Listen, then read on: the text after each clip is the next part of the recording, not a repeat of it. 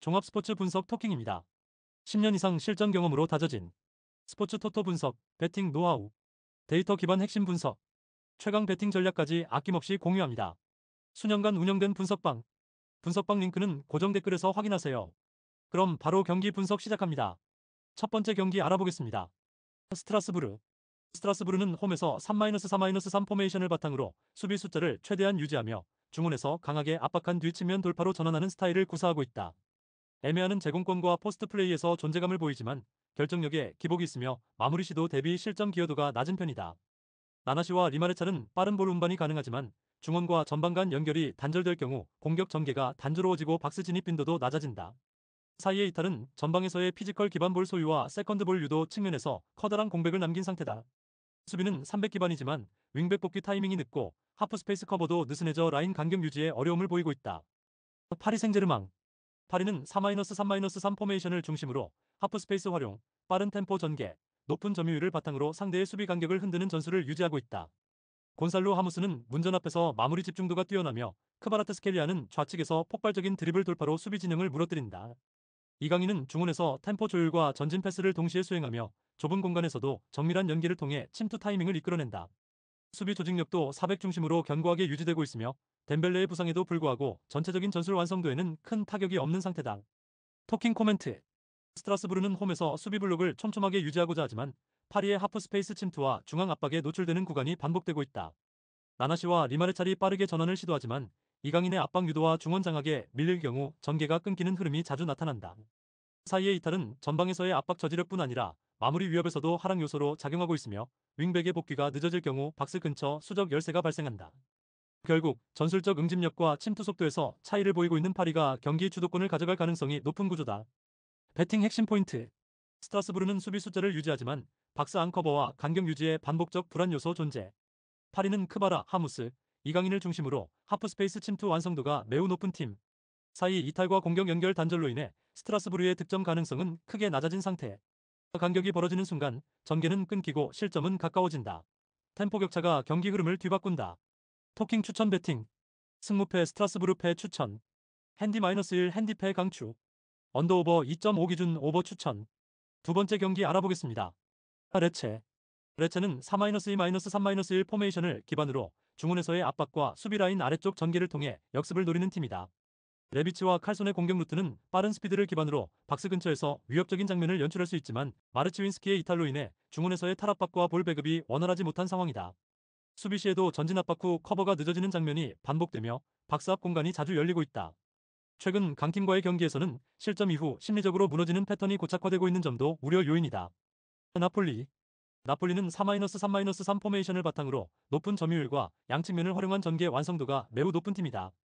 루카쿠가 전방에서 피지컬과 제공권으로 버티면서도 이성과 유기적으로 연계하고 있으며 폴리타노와 스피나촐라의 좌우 측면 돌파는 최근 3경기 연속으로 유효 슈팅과 직접 연관되고 있다. 중원은 강한 압박과 높은 활동량을 유지하면서 상대의 이선 연계를 끊고 있으며 부상 이슈에도 불구하고 대체 자원들의 기량이 뛰어나 경기력 저하가 거의 없는 수준이다. 현재 리그 8경기 무패 및 3연승 중으로 분위기까지 최상위권이다. 토킹 코멘트.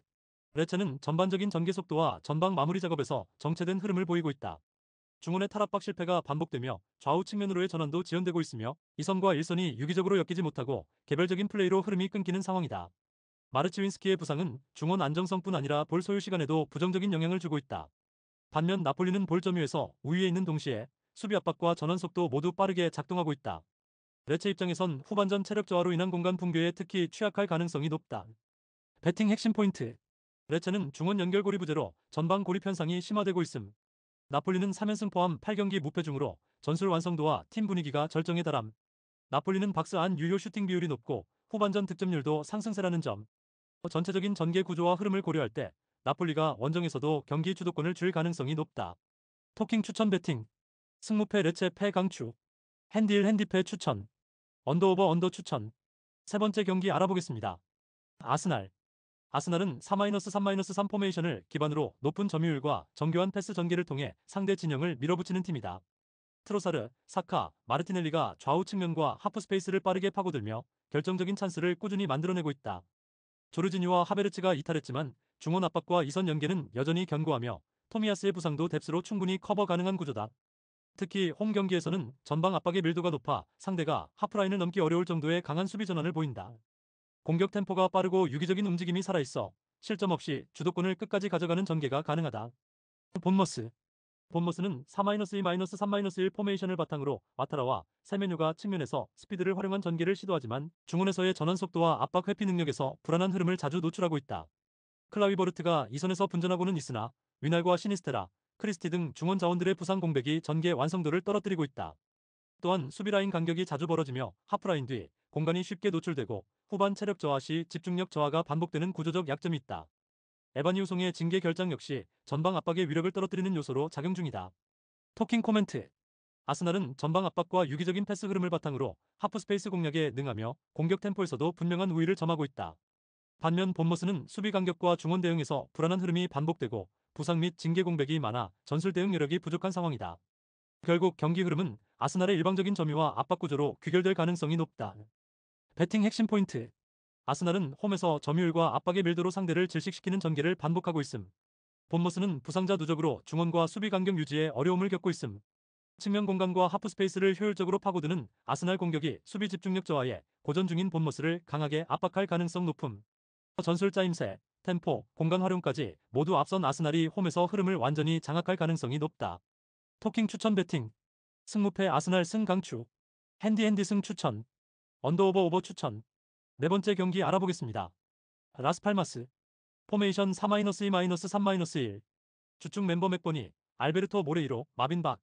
부상 키리안 로드리게스, 파비오 실바, 실러선. 라스팔마스는 4-2-3-1 포메이션을 바탕으로 활동량과 짧은 패스 연계 위주의 점유율 중심 축구를 구사하는 팀이다.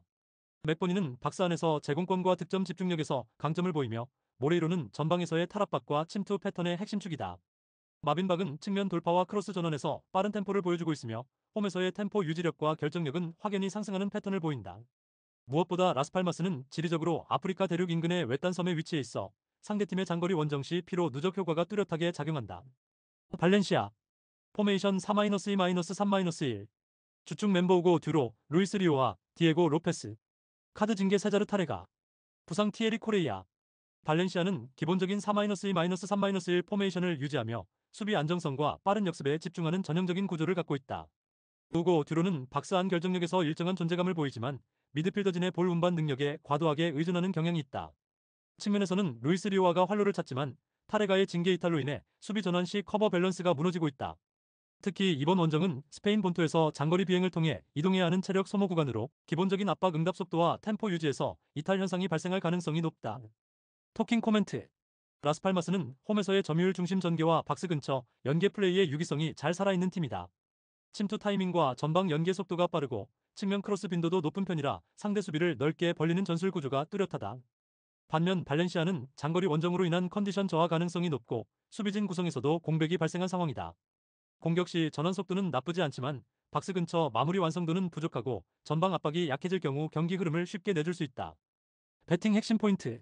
라스팔마스는 홈에서 박스 근처 연계와 활동량이 뛰어난 팀.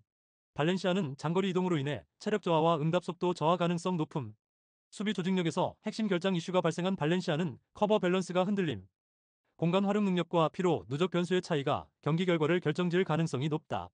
토킹 추천 배팅. 승무패 라스팔마스 승 강추. 핸디핸디 승 추천. 언더오버 언더 추천. 다섯 번째 경기 알아보겠습니다.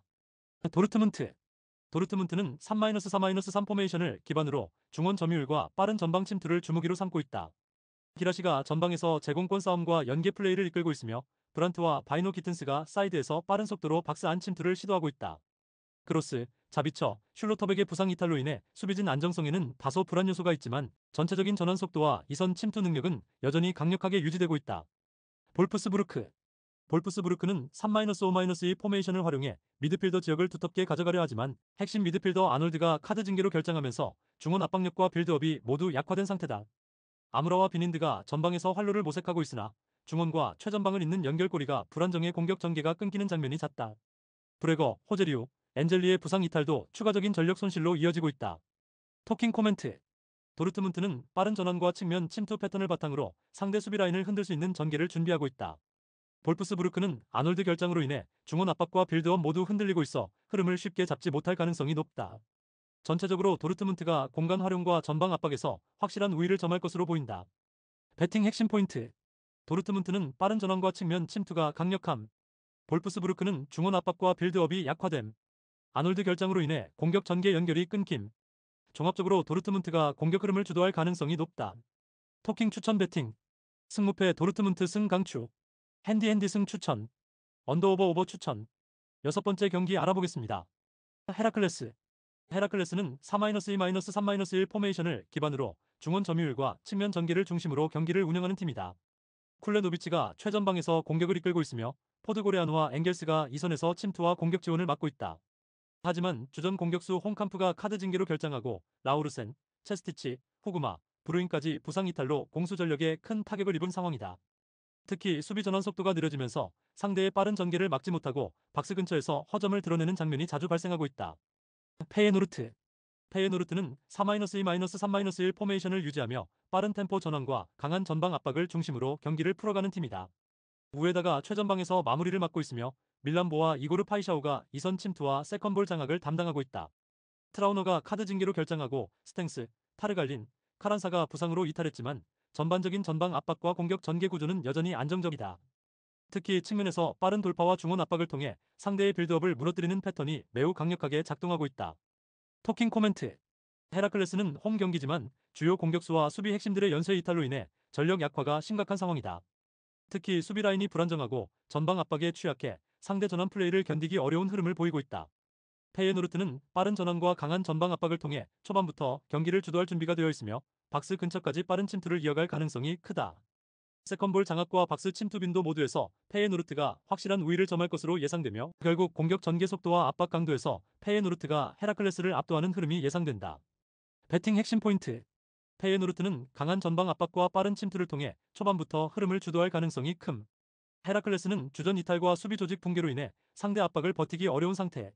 세컨볼 장악과 박스 진입 빈도에서 페예노르트가 확실한 우위를 점할 가능성이 높음. 강한 압박과 빠른 전환을 앞세운 페예노르트 흐름 주도 가능성이 높다. 토킹 추천 배팅. 승무패 헤라클레스 패 강추. 핸디 패 추천. 언더오버 오버 추천. 일곱 번째 경기 알아보겠습니다. 툴루즈. 툴루즈는 3-3-3 포메이션을 기반으로 수비 숫자, 확보와 좌우 측면 활용에 중점을 둔 전술을 운영한다. 마그리는 전방에서 압박과 침투 움직임에 능하며 바비카는 중원에서 볼 간수와 수비 전환 시 안정적인 연결고리 역할을 수행하고 있다. 보우는 세컨드볼 반응과 박스 근처에서의 연계 플레이에서 유연한 움직임을 보여주고 있으며 공격의 흐름을 살리는 데 중심축이 되고 있다. 에주마와 맥켄지의 카드 징계는 수비 전환과 하프스페이스 커버의 단기적 공백이 예상되지만 전체적인 수비 조직력은 유지되고 있다. 홈에서는 특히 압박 강도와 박스 근처 밀집도가 상승하는 패턴이 뚜렷하며 전반적인 수비 밸런스가 안정화되는 흐름이 반복되고 있다. 스타드렌. 스타드렌은 3-5-2 포메이션을 기반으로 좌우 전개와 세컨드 라인 연계에 강점을 두고 있으며 간결한 침투 중심 공격 패턴을 자주 활용하는 팀이다. 무사 알마이너스타마리는 전방에서 드리블과 11돌파에 강점을 지니지만 박스 안에서의 마무리 완성도는 아직 기복이 있다. 칼리 뮤앙도는 전진 움직임과 연계에는 강하지만 툴루즈의 수적 우위 전환 상황에서는 공간을 찾기 어려워지는 경우가 많다. 마투시와는 중원에서 연결고리 역할을 수행하지만 강한 압박 상황에서는 볼 처리 안정성이 흔들리는 장면이 나타난다. 세이드와 시슈바의 이탈은 중앙과 측면 수비 밸런스 모두에 영향을 주고 있으며 수비 전환 속도 저하가 자주 나타나는 상황이다. 토킹 코멘트. 툴루즈는 홈에서 3-3-3 포메이션을 통한 수적 안정성과 측면 전개의 안정성을 동시에 확보하며 스타드렌의 공간 침투 전개를 차단할 수 있는 구조적 장점을 지니고 있다. 마그리와 보우는 전방에서 전환 타이밍을 빠르게 가져가며 상대 수비 간격이 벌어지는 순간을 놓치지 않고 침투 타이밍을 노린다. 반면 스타드렌은 마투시와가 강한 압박을 받을 경우 전개가 느려지고 무사 알마이너스타마리의 드리블 중심 전개는 툴루즈의 수비 조직력에 의해 제어될 가능성이 높다. 결국 이번 매치는 박스 근처 간격 제어와 공간 장악 측면에서 툴루즈가 전술적으로 우위를 점할 수 있는 흐름이다. 배팅 핵심 포인트. 툴루즈는 3-3-3 포메이션 내 수비 안정성과 공간 압박 전개에서 강한 전술 구조를 갖춘 팀. 마그리 바비카 보호 삼각 전개는 스타드렌의 중원 압박 약점을 공략하기에 적합. 스타드렌은 시슈바, 세이드 이탈로 인한 수비 밸런스 저하가 박스 근처에서 반복적으로 노출되는 상황. 박스 앞 간격이 무너지면 전개는 의미 없다. 공간 통제력이 경기의 주도권을 결정짓는다. 토킹 추천 배팅. 승무패 툴루즈 승 강추. 핸디 승 추천. 언더오버 언더 추천. 여덟 번째 경기 알아보겠습니다. 크로닝원. 크로닝원은 4-3-2 포메이션을 기반으로 안정된 중원 점유율과 빠른 전환 플레이를 시도하는 팀이다. 반 베르엔이 최전방 침투와 마무리를 주도하고 있으며 발렌테와 슈로이더스가 중원에서 볼 배급과 공격 연계를 담당하고 있다. 마리아니, 레싱크, 투레이의 부상 이탈은 아쉽지만 핵심 자원들은 모두 건강하게 출전 가능한 상황이다. 특히 반 베르에는 하프스페이스 지역 침투에 능해 상대 수비 간격이 벌어질 경우 결정적인 찬스를 만들어내는 능력이 뛰어나다. 발베이크. 발베이크는 4-3-3 포메이션을 유지하지만 이번 시즌 전체적으로 수비 조직이 크게 흔들리고 있다. 크라머가 공격 최전방을 맡고 있으며 마가렛과 이아타렌이 이선에서 공격 전개를 지원하고 있다. 타키딘, 보겔스, 와우터스, 반 오스크, 반더 베네 등 핵심 자원의 부상 이탈로 인해 수비 조직 완성도가 심각하게 저하된 상황이다. 특히 중앙 수비 간격과 페널티 박스 주변 커버가 약화되어 상대의 하프 스페이스 침투에 매우 취약한 흐름을 보이고 있다. 토킹 코멘트.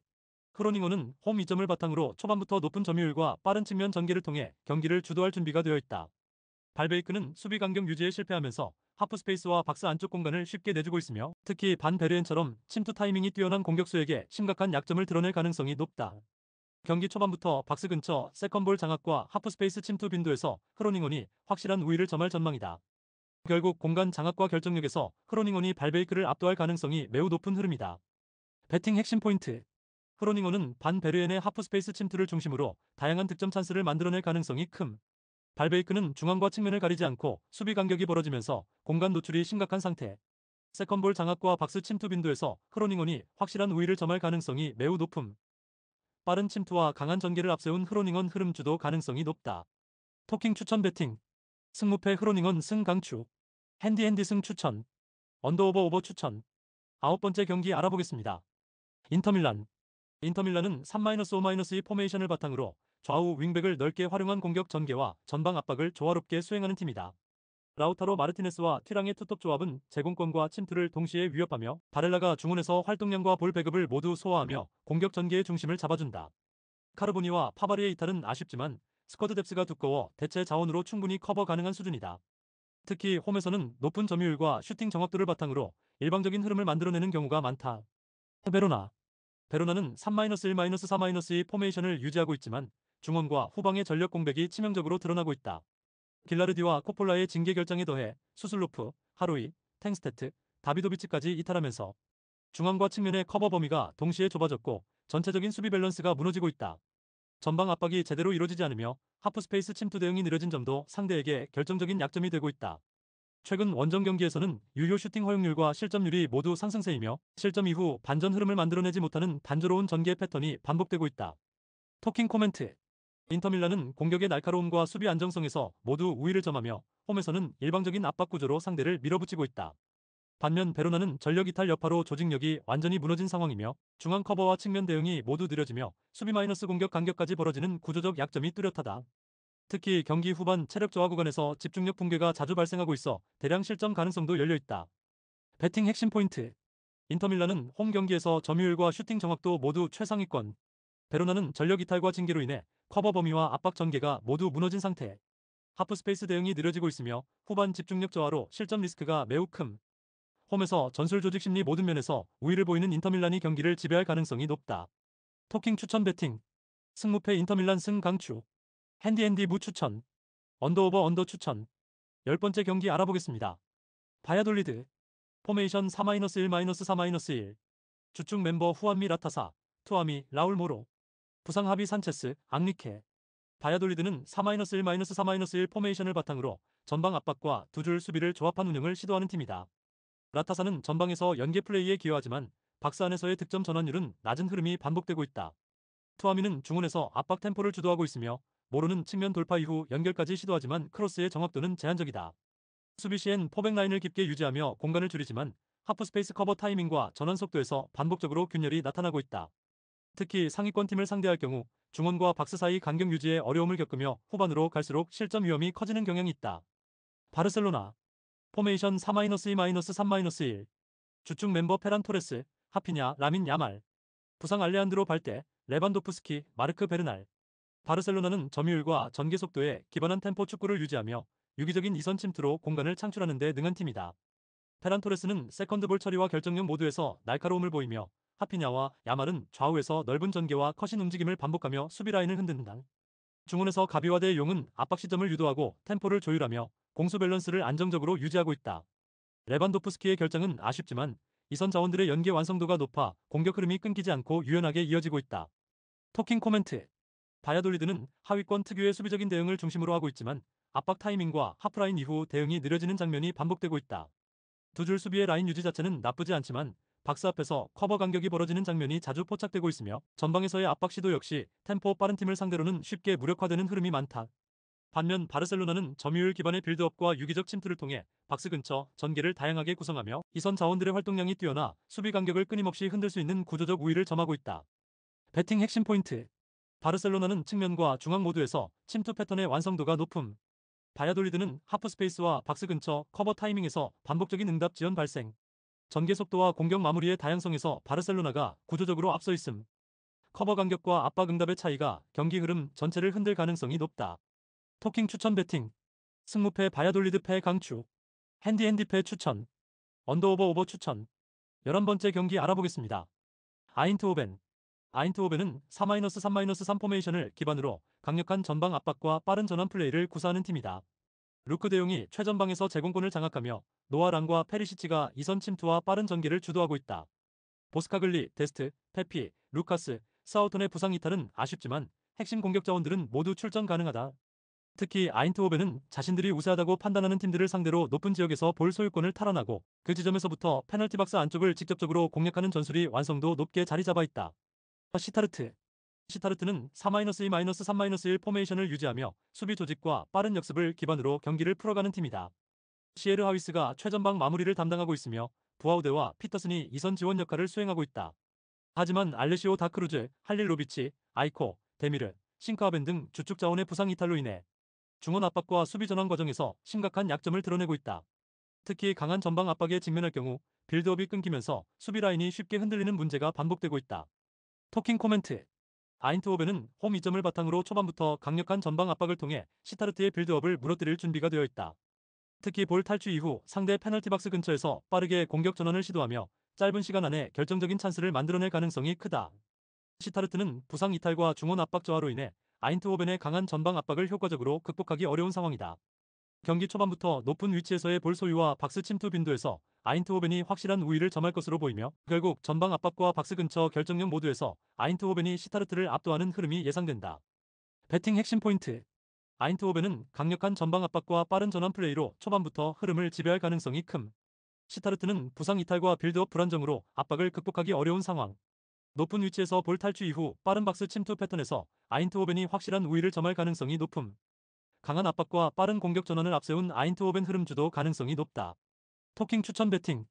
승무패 아인트호벤 승 강추. 핸디 승 추천. 언더오버 추천. 12번째 경기 알아보겠습니다. 생테티엔. 생테티엔은 4-3-3 포메이션을 바탕으로 하프라인 위에서 전개를 시도하며 측면을 활용한 빠른 템포의 공격을 추구하는 팀이다. 스타생은 전방에서 수비를 끌어내며 침투 공간을 만드는 데 능하며 다비타슈빌리는 빠른 드리블과 중거리 슛으로 수비를 위협하는 자원이다. 카르도나는 세컨드 라인에서 연계와 침투 타이밍을 동시에 가져가는 유형으로 공간을 벌리는 데 적극적으로 관여한다. 하지만 바투빈시카, 부아치, 코르누의 부상 공백은 측면 수비력과 세컨드볼 회수에 큰 타격을 주고 있으며 수비 전환 속도가 저하되고 있는 상태다. 홈에서는 전방 압박이 강한 편이나 수비 라인과의 간격 조절이 흔들리는 장면이 잦고 하프 스페이스를 이용한 침투에 반복적으로 약점을 드러낸다. AS 모나코. AS 모나코는 4-3-2 포메이션을 기반으로 하프라인 아래에서부터 템포를 끌어올린 뒤 빠르게 박스 안을 공략하는 공격 패턴을 자주 구사하는 팀이다. 엠볼로는 피지컬과 연계에 능하며 상대 수비를 등지는 움직임을 통해 공간을 만들어주는 능력이 뛰어나다. 비에레트는 빠른 전개와 크로스 능력이 돋보이며 벤세기르는 박스 근처에서의 결정력과 침투 타이밍 모두에서 높은 완성도를 보인다.